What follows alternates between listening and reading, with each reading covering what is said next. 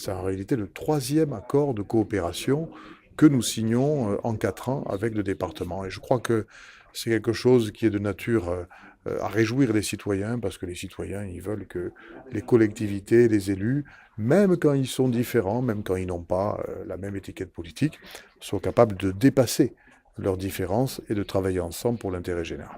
Hache de guerre, il n'y a pas eu de hache de guerre, il y a eu des prises de position qui étaient différentes et la réalité du terrain et, disons, l'état de notre pays fait que on est arrivé à un accord de sagesse, un accord du juste milieu qui permet d'envisager l'avenir. Je n'ai pas la possibilité de décider d'une fusion. C'était une réforme que l'État voulait, du moins avait indiqué vouloir conduire.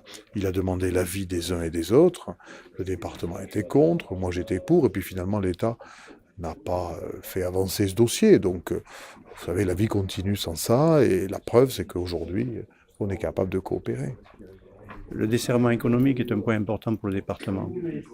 Partager l'emploi sur l'ensemble du département, à la fois sur la métropole, mais sur le périurbain et le rural, est capital pour les équilibres des territoires.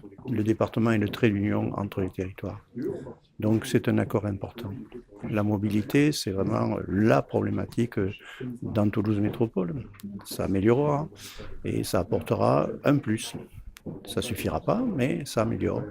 Et les transports en commun aussi viendront en appui et ça permet d'avoir des solutions multiples. Mais les évolutions seront aussi sur, par exemple, l'itinérance douce. On a un accord sur les voies douces qui permettront aussi d'avoir des vélos électriques ou des vélos tout court pour les gens en forme qui vont révolutionner aussi nos transports. Il y a aussi le covoiturage, on a un accord sur le covoiturage, donc c'est une complexité de petites avancées qui permettront d'avoir une grande avancée à la fin.